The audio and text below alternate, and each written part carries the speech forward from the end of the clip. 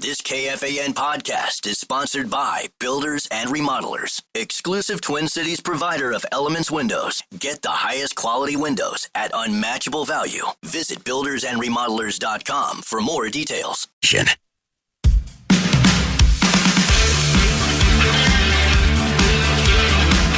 Mark your calendars. Boston punk legends Dropkick Murphys are set to hit the Palace Theater on March 6th. Don't miss out. Tickets are on sale now. Get the full details at KFAN.com. Keyword calendar.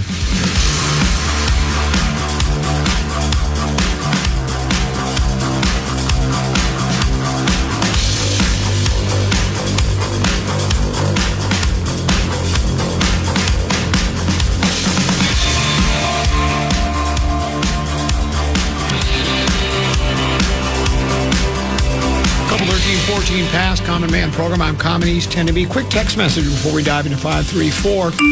This one says, Tenna is the equivalent of Brosmer. He's just biding and waiting for a slot. Will he go somewhere else or stay faithful to the covenant? Common is Wentz, beaten down day in and day out, but he shows up. Is J.J. Chad Abbott never around and only will be when he's 100%? That's a probably pretty fair description of the three of us. I think that's probably fairly accurate. I think that's a compliment. I think it actually is. Not used to those. Time now for 534. Time now for 5 questions. Well, actually 3, but 5 sounds like more than 4. Question number 1. It's time now for multiple choice. Common, where will the Timberwolves most likely finish this season? A, in the NBA Finals. B, in the Western Conference Championship. C, one and done in the playoffs. Or D, they won't make the playoffs. Is there a semifinal appearance and then bumped? Because that wasn't in that list. I did not, yeah. Yeah, I mean, because I think... That's where you'd go? Well, I think they'll make the playoffs. This is the tough love cup. Here, I'm going to... there's always... what is it called when you have a qualifier? What's the word I'm looking for? That's like if I have to say, I think they can get to the NBA Finals, but there's big ifs, and that is, I think I'm the only one in this town that is still not completely fallen in love with Anthony Edwards. That he's just this wonderful player and he can do no wrong, and he's the best player in the NBA, and we love him so much, and he's Ant, and he's this and that. He lives rent-free in my head.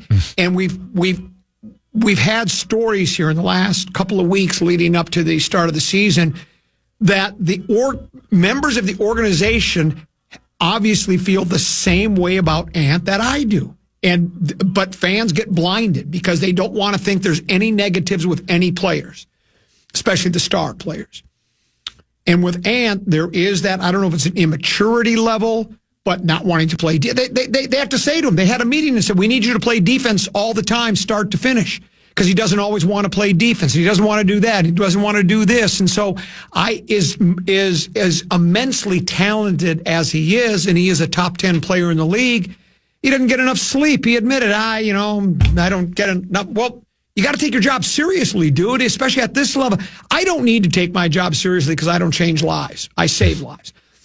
But if you're in the NBA and getting paid that kind of money, man, and you want to get to the NBA, and he realizes now he says, well, they ask him, what are you going to do to stay interested? Well, maybe I'll just try to have career highs in scoring. I would just try to win a lot of basketball games. As good as he's been, he's also been part of their issue, the reason they can't advance. And the reason they are the 6th seed. Now, even though they were the 6th seed, they got to the Western Conference Finals last 2 years. The year before, we were the 3rd seed. I don't even remember now, 3rd or 4th. Last year, we were the 6th. We still got to the finals. So the seeding didn't... We weren't the 6th seed till like the last day. Right. Remember, we were like in that play-in range. Exactly. And so if he is able to do those things, play defense start to finish, if he's able to not take too much... every guy's going to take off a play or two. I guess it's just, it is, it is a very... I don't know if grueling's the right. It takes a lot of energy. It takes a lot of effort. It's up and down the court, back and forth, back and forth. You're playing offense and defense, right?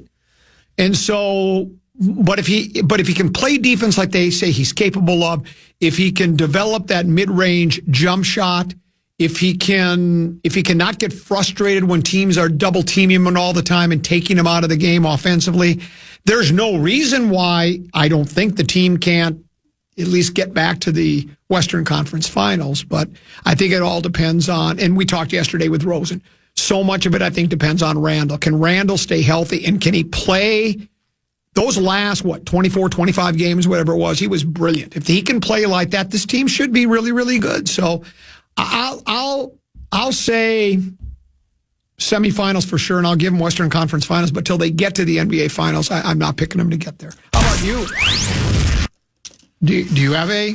I agree with Patrick Royce's column today in the Star Tribune that I think a lot of this depends on Dilly, just because you lost Nah. Right. And you lost a little bit of your depth, and now you're depending on young guys to replace that. I will say what I do like is, for the most part, this team's now coming back for a second year, right? Yeah. The team made a big jump in Rudy Gobert's second year with the team once they got the Twin Towers figured out. And then they traded Karl Anthony Towns the week before the season, and it took them, half a season, 2/3 of the season to find the chemistry.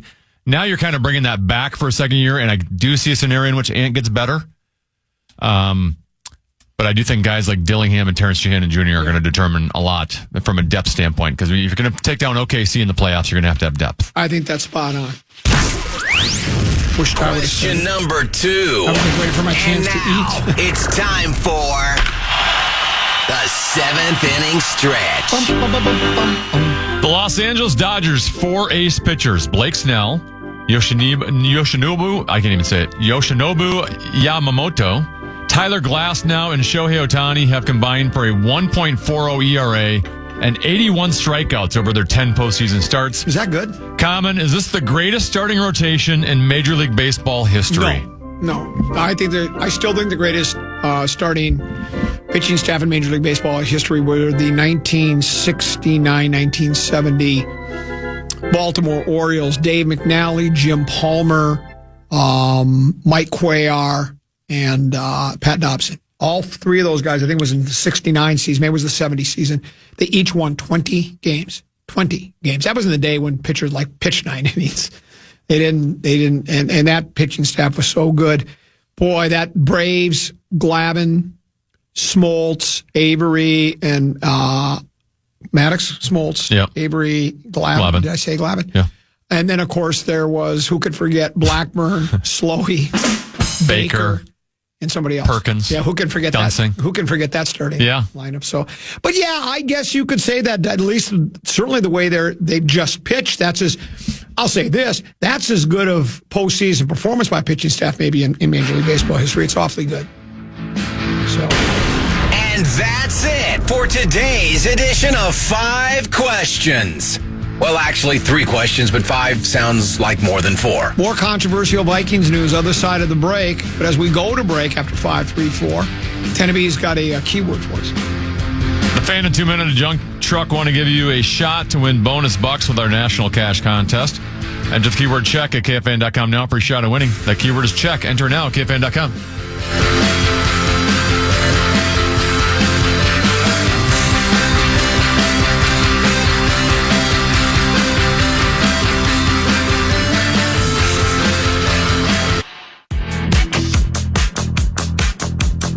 KFAN welcomes Trans-Siberian Orchestra for 2 amazing shows at Target Center on December 28th at 3 p.m. and 7:30 p.m.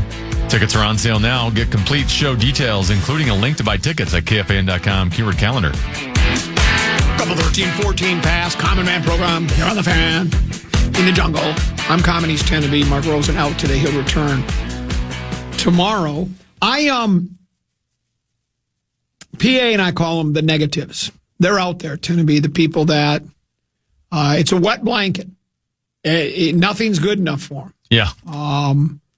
No matter what the local teams do, win, lose, or draw, it's never good enough. And the negatives were out in full force this past Friday night when the Minnesota Golden Gophers hosted the 25th ranked Nebraska Cornhuskers and completely dominated the Cornhuskers basically from start to finish, held a team that had been averaging 41 points a game, and as I'd mentioned, we're 25th in the country, held them to 6 points and completely dominated them. The rushing numbers were flip-flopped what happened in the Gophers' victory over Purdue the week before. Against Purdue, Gophers gave up something like 238 yards. I don't remember the exact number, somewhere in that vicinity. And they only rushed for, 30 or 40 yards. Just the opposite. They ran roughshod over Nebraska and held the Cornhuskers to a double-digit amount. And I think it was almost the exact same numbers, just flip-flopped. After the game, the Golden Gopher faithful stormed the field. Mm-hmm. And there are those that would mock and ridicule those that storm the field, have some standards. It's only Nebraska, 25th ranked team. That goes to show you where this program is, blah, blah, blah, blah, blah, blah. And I've never bought into that. See, I don't think people think it through. They're just so quick to rip, right? Now, if it's Alabama, yeah, you pick and choose your spots to... It's Ohio State. If it's Ohio State, you pick and choose your spots. If you're, what are some of the other legendary football schools? Well, you know them, Clemson, whatever the case may be. They're the ones that have won national championships. But you got to remember, here's what I think: the people that criticize that, most of those people work in the media, or they're involved in sports. Means so much to them. They pay such close attention to it that to them it's silly to storm the field after what's really not that big of a deal to beat a 25th ranked Nebraska club. But these are college kids. Most of them were at the game, had no idea they were even at a Minnesota Golden Gopher game. It didn't matter to them. They're just there as part of the college experience, to be the campus experience. Hey, we got a game tonight. We're playing Nebraska. Let's go watch. And you win, and you all look at each other and go, let's go storm the field. They don't have any idea anything about Nebraska. They don't know anything. They're just having fun. And it almost seems like people are outraged by it. How dare you storm the field? It's because they're college kids. They're doing it just because it's fun to do. They don't, like I say, they don't know if the game, how important it was or unimportant it was or anything of that nature at all. It's just, if the Viking crowd stormed the field after a game, like let's say they were able to beat, Cincinnati, like when they beat Cincinnati 48-10, that would be embarrassing. They don't storm fields in pro football, but that would be embarrassing. These are adults. Why don't we? That know better. But when you're do you agree with me there that it's the kids are just having fun. It's something to do on a Friday night after the game. It doesn't matter who you beat, how you beat them, when you beat them. It's just having fun. To me, I think it's more of a statement on the people that criticize the kids. They just don't understand that they don't have a full grasp of what it is. College kids. Well, our college students, they don't know if they're ever going to get that chance again. And that's the other thing too. It's the same way as why do kids on Halloween, I don't know if they do it anymore, toilet paper houses, smash pumpkins, soap windows. Why would you do it? Just because it's something you do. And as you mentioned, Gopher fans don't get to do it much, and they probably went, that looks like fun. Let's go storm the field. I don't have a problem with that. I'm not convinced it's only students. Right. I'm sure they are the ones initiating it. Who do you think else is doing it? Well, I just know in the past I've seen, I think JG once, I think he might have done it as a court storming for the basketball team once. He's a grown adult, and he stormed the court after a big Gopher basketball win, an upset victory. You're making that up. Pretty sure he did. Wait. Justin Gard. Yeah. Who, by the way, went to Iowa. Well, he went to like 5 schools. He didn't storm the court. Ultimately, I'm not passionate either way on this to get angry about it. And I think you bring up a good point of the people storming the field have a different, in all likelihood, have a different perspective than I do, right? We're not looking through the same. I do, from my standpoint, I do go, it's kind of embarrassing. The only time we can ever storm the field is when we beat a 25th ranked team, right? And that it does say something about where we are at as a school and what our standards are and what our expectations are. But I would also say, how many of those college kids, I'd like to think a decent percentage of them are from the state of Minnesota that are going to the University of Minnesota, but they're not all Minnesota kids. No. They haven't all been beaten down with Minnesota sports like the rest of us. Right. That have been around for a long time. So they have different perspectives than my perspective. I would never get like angry about it. I'm not passionate about it. I don't think I would do it because it's kind of. I love it. If I was a student at the U and had a couple 13, 14, I'd storm the field, I'd go with everybody else. I might not initiate it or instigate it, but if a couple kids start going, I'm in. Why not? See, I would compare it to a little bit to, and I think you and I are in agreement on this. Like the Hall of Fame should be for the elite of the elite, right? And sometimes a lot of these sports, they're letting in guys that were good players that had good careers, but shouldn't be what I would call Hall of Famers. I have the same standard for putting a jersey up in the rafters. I think it should be, in a super elite player that you speak in hollowed, hushed tones about. And I guess that's where I now lie on the storming the court, storming the field. To me, you should be beating a top 5 team before you're doing it. Yeah, I guess we have to. But I'm not angry enough to get mad about it. But we just have to part ways. Because again, you're not there. You're not part of the student body. You're not 19 years old. So really, I acknowledge I have a different perspective than they do. Yes. This one right here says it best. And of course, I'm reading it because they're verbally slapping me on the back. Esoteric comment, right again. Drink some beers, go to the game with your friends, storm the field, go party some more. Fun, fun, fun. That's what it's about. It's not like the students were actually trying to make a statement saying, we're one of the best teams in the country. Look at this. They were just saying, let's storm the field. It's cool.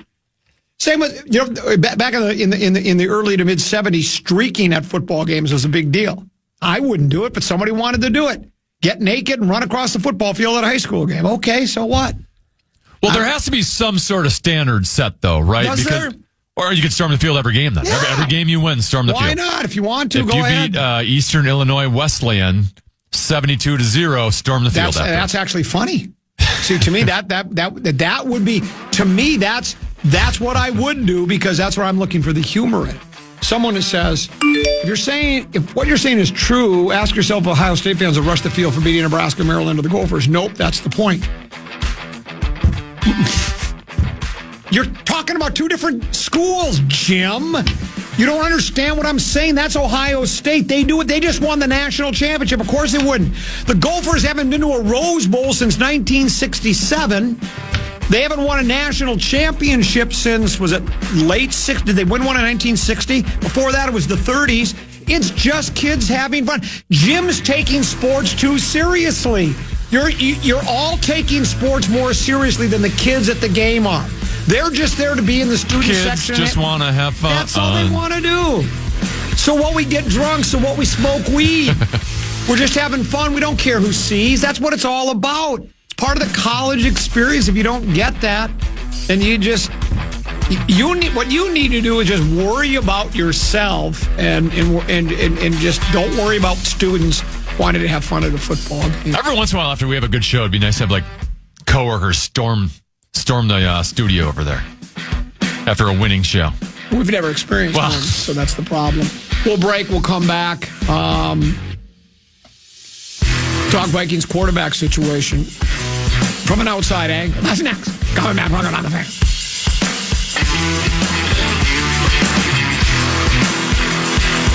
Fan. Hey, Rubes, this football season, Bell Bank is giving one KFAN listener each week $1,000 to pay it forward to a charity of their choice. Just head over to KFAN.com, keyword contest, to learn more and enter today. That's KFAN.com, keyword contest. Soon to be big game world champion Minnesota Vikings are on the road in San Diego to take on the Superchargers. You'll hear that game on this radio station tomorrow night as you hear each and every Vikings game. Coverage begins at 5. Opening kickoff, be here for the boom, though it's really not a boom anymore. That'll be at 7:15. Tenna's out tomorrow, from what I understand. Finally, they're showing some respect to the... It's about time. The master control supervisor. Generally, you've okay, well, you got to do the common man program. Go hit a bucket of balls, come back, and then run the board, be the master control supervisor, and run the control board for the game. Meanwhile, PA gets vocal maintenance days and all these other things. And finally, they're saying, why should Tennessee have to put in some marathon shift from 12 until midnight? So, welcome to the spotlight, young man. It's about time they showed you the respect that you so richly deserve. I'm very happy for you. I'm so excited. Yeah. I can actually get some stuff done around the house. I mean, I still have to do like work though. I mean, I'm going to have to call in at 1:30 for Spread Swing. I got to put Spread Swing together. I still got to set up the format for the Vikings game tomorrow. So it's not all like I'm just taking the show off. Got to schedule a tea time. Are you playing I any wish. You're not playing any golf tomorrow? No. Sad, really. Maybe if I find time, though, I might be able to go hit the driving range or something. At least go hit some balls is what you could it's do. been a while. Cody Benjamin writes for CBS Sports, and we have we refer to some of his pieces in the past. This one tend to be, here's the headline: did the Vikings botch their quarterback situation? Reassessing Minnesota's now bumpy bet on J.J. McCarthy, backup plans. Benjamin writes, and again, I will pick through this because it's a rather lengthy piece. They usually tell how many minutes it takes to read. This is a 7-minute read, so I'm not going to read the whole thing, but he takes a deep dive into the Vikings.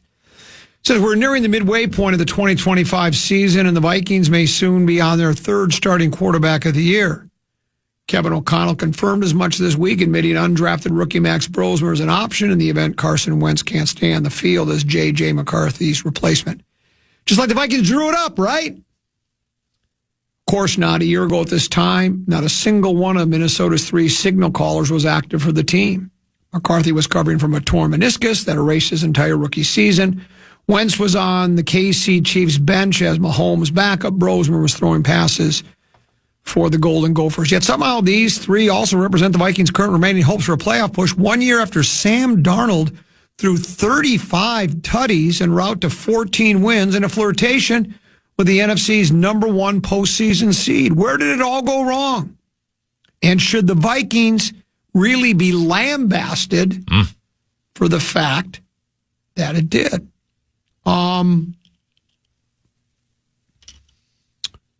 Says the season's not over yet.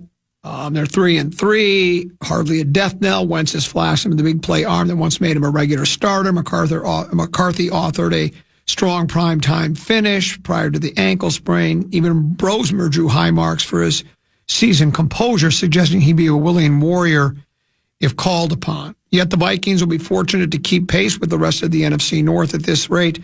The Lions are still a powerhouse. Green Bay might be 2, and the Bears have won 4 straight games. In bullet point form, it says, first, the Vikings declined to enter a bidding war for Darnold, who sunk under pressure in the final 2 games of 2024, but captained an explosive offense for much of his first year in town, and he's now doing with the Seattle Seahawks. In some ways, this mirrored the club's polite refusal to pay big bucks to Kirk Cousins the year prior, right? They didn't want to pay Cousins. Yep. They didn't want to pay Darnold.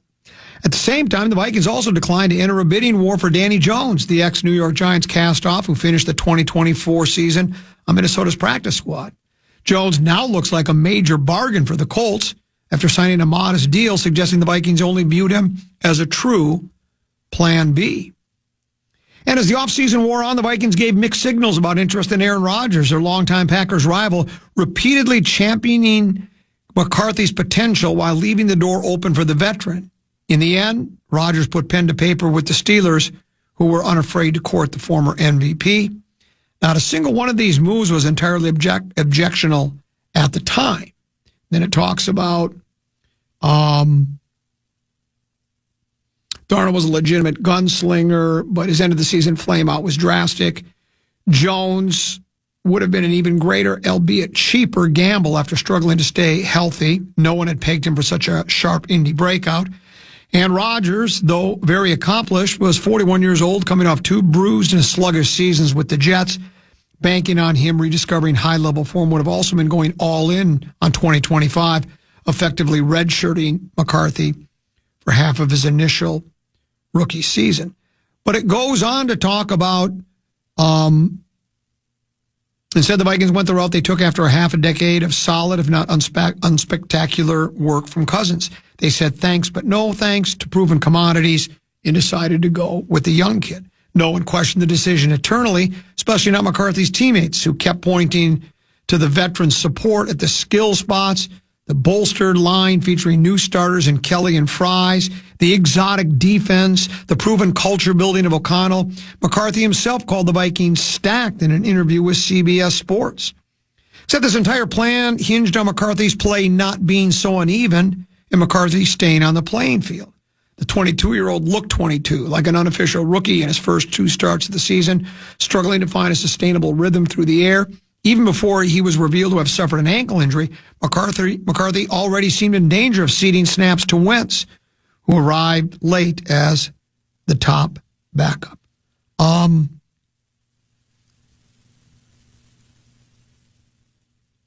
Early career hiccups are absolutely not a problem. If the Vikings are intent on playing this slowly, affording their new point guard the patience he might very well require. That's a fine approach to take, and it's one plenty of rebuilding teams have exercised, declining to put the weight of the NFL world on a first-time starter's shoulders.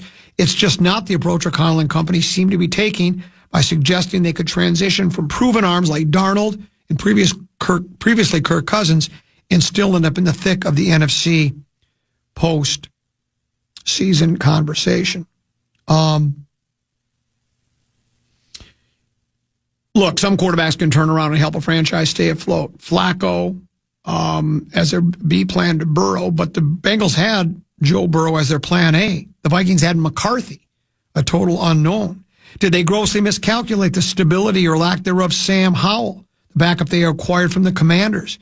Did they also need all summer to determine they'd botched that bet? And why wait until late April to make the gamble at all? Is it because neither Adolfo-Mensah or O'Connell could make up their minds regarding the last-second pursuit of Rodgers, who didn't actually sign with the Steelers until June? We don't know how the rest of the year will play out, but all of a sudden, a one-year Rodgers deal doesn't seem like it would have been such a bad idea.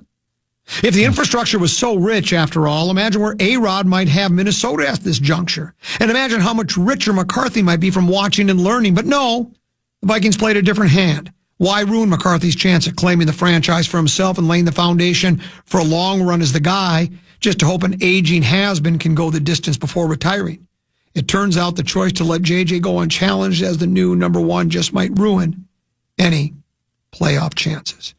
Gambles are gambles, even if they make sense in the moment. They might not pan out. It's precisely what Minnesota's feeling at this moment. Now the Vikings are hoping, at least for the sake of what's left of 2025, but perhaps also their prospects beyond that someone anyone emerges to make it all right. And so it's what you and I have talked about tend to be ever since they let Sam Darnold go.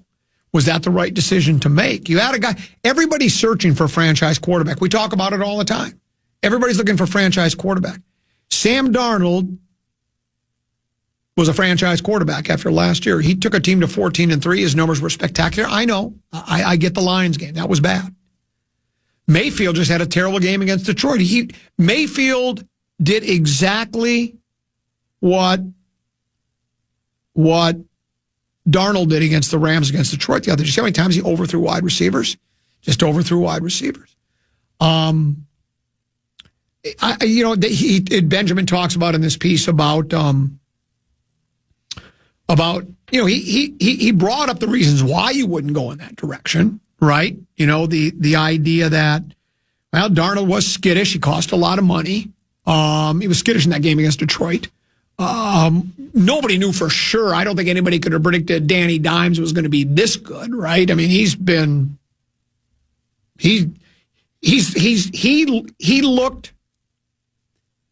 looked this year after how bad he played when he first started. He was like Darnold, right? Darnold was awful in his first 3 years, and then all of a sudden he looked brilliant. Danny Dimes was pretty bad in his first 3 years, and he looked brilliant. Or to this point he has, anyways, for the most part. And then the Rodgers thing, you and I both said, yeah, part of it was selfish as a media standpoint, doing a talk show 5 days a week. It'd be fun to have A-Rod with the ayahuasca stuff and the darkness retreat and the revenge factor. I mean, imagine if he beats Green Bay this week. You know what he's going to say? well, it was nice to beat an organization that thought I didn't have any football left, just like you said about the Jets, right? Yeah. And that would have been fun. And there's no guarantee that Rodgers, at 41 years old, but he's played pretty good for the Steelers. Now, I don't know if he put him on. And I didn't know if he had this in him. So that was right. the kind of the question during the offseason. That's the other one. And we don't know, again, if he was here, it's a different situation than Pittsburgh.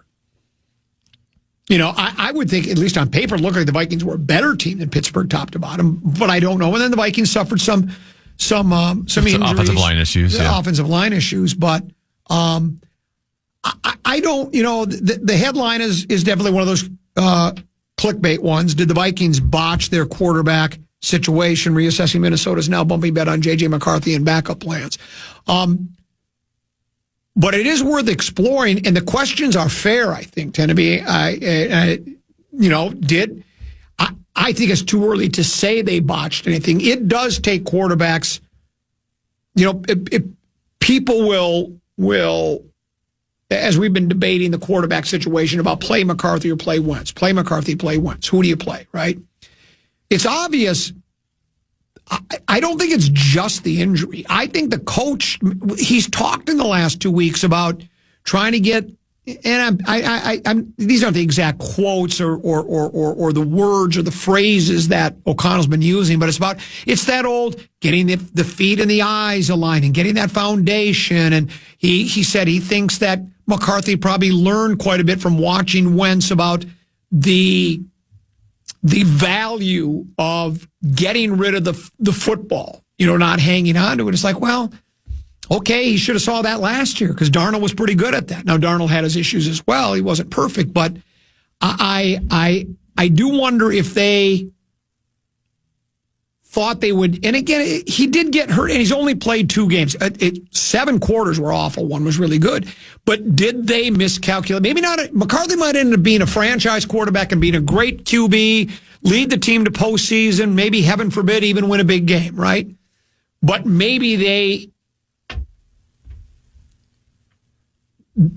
the guy for Green Bay sat for 3 years before he played. Aaron Rodgers sat for 3 years before he played.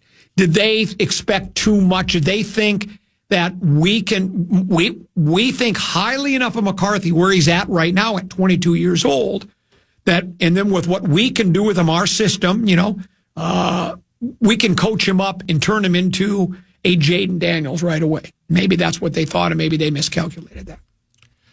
Yeah, at the very least, because of his age, they probably should have had a better second option. And obviously they inquired about many of those options during this past offseason. But, we're always, football is always, we need answers immediately, right? Like you have people texting you, we need to see what we got with J.J. McCarthy. When there are so many examples, as you've mentioned, the 2 Packers guys, or even a lot of the names you've already brought up. You brought up Baker Mayfield. You brought up Sam Darnold. You brought up Daniel Jones. These are all guys that failed in their first stints with their with the teams that drafted them, and it took them 5-6 years in the league before they started producing at the levels they are now. And J.J. McCarthy, at the time we drafted him, was 21 years old. He was the youngest quarterback in that league. Bo Nix was 24. Michael Penix Jr. was 24. They had 5-6 years of college football where they were more pro-ready, and we probably should have always taken a long-term look at J.J. McCarthy, but that would also say, well, then we should have had another quarterback there as either competition or as a backup in case he isn't ready. Now, we also don't know if he isn't ready because he's played so sparingly, right? Our optimism about J.J. McCarthy going into the season was off of one half of preseason football we saw last year. And now all the negativity on J.J. McCarthy currently is off of 8 quarters. And I agree that for 2025, I'm not super encouraged about where the season's going to go. And which is why I said, hey, I would play, if Carson Wentz gives you the best chance to win now, you play him. You can still go to J.J. McCarthy at a later date. But yeah, they probably should have had a better backup option than, Sam Howell. A couple of text messages have come in on the Bradshaw and Bryant KFAN text line. This says, It all goes back to their philosophy of building while staying competitive. They think they can still win at a high level while developing a young QB, so they loaded up with risky free agents and threw JJ out there before he was ready and hoped it would work. That kind of sums it up. Because if you remember, Tenneby, that was the phrase that Kwesi used, a competitive rebuild. Mm-hmm. A competitive rebuild. And you and I, we went, whoa, what are you talking about? We thought if you're going to rebuild, you got to tear it down to the studs. But I tell you what, competitive rebuild worked for this club. That first year, they went 14-3 with Cousins. Then it was 13-4, yeah. 13-4. Last year's 14-3. And then they had the 7-9 season. But then they came back. They bring in Darnold, and they go 14-3. And then I think the text message or the listener sums it up quite well. It's that competitive rebuild, and maybe they. And this isn't to say to give up. I still remember the text message about a week ago said that, the way he interpreted what I was saying was to give up on J.J. McCarthy, because I thought I'd play Wentz a couple more weeks just to see where it goes, because McCarthy looks so bad. No one's given up on McCarthy. He's a talented kid, but, again, like you say, he's young, 22. I'll go back to playing for Michigan. I know he made a lot of big throws, but that was a run-first team, and a lot of times when you're throwing, when the other team is expecting to run, it makes it a lot easier. But we'll see. Got a couple of other text messages to get to as well.